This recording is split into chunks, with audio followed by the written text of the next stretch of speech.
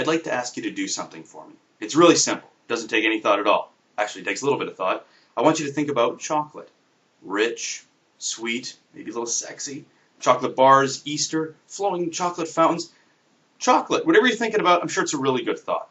You probably even have a smile on your face right now. Of course you do. It's chocolate.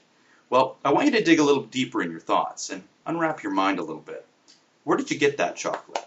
Was it at a corner store, grocery store? Maybe a friend of yours gave it to you as a gift? How did you get that chocolate in your hands? Or did you just go to the store and perhaps buy it? You just saw it on the shelf, it was there, didn't really think any more of it. Well, you're not going to find the answer to where that chocolate came from the chocolate wrapper. You're going to have to unwrap your mind and dig a little deeper. Well, chocolate actually mainly comes from Africa. Africa produces 70 million% of the cocoa beans used for chocolate around the world. 70%. And 47 million chocolate products are consumed a year in Canada. So you know 47 million, 70%, we're getting a lot of our chocolate from Africa.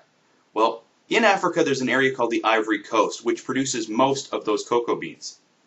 Why is the Ivory Coast significant? Well, on the Ivory Coast, the people that are harvesting those cocoa beans are children. Children that are being forced into labor, bought from their families, sometimes beaten, barely paid, and they're exploited. For your mocha at the coffee shop, that's who's doing it. And he or she has 200,000 of his friends that are also being similarly used and abused. And we're talking some pretty dangerous conditions. Flying machetes, we've got pesticides around children, small children. Well, you're going to have to unwrap your mind a little further. Does perhaps the government know about it?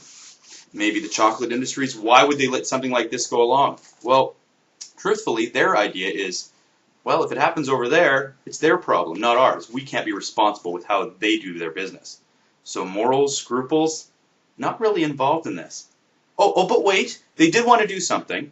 The governments and the chocolate industries themselves got together in about 2000 when there was a big uproar that you or I have never even heard of, this uproar.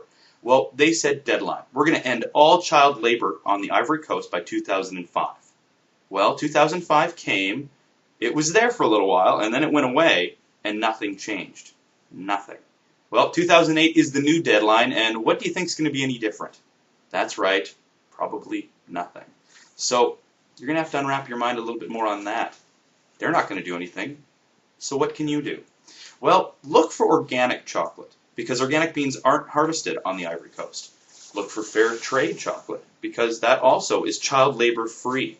And it has a free labor symbol right on the chocolate bar. Well, truthfully, if you can't find these products, talk to your government. Talk to the store in which you buy your chocolate from and find out how you can get into the store. All it takes is a little bit of effort, a little bit of interest to unwrap your chocolate bar and unwrap your mind.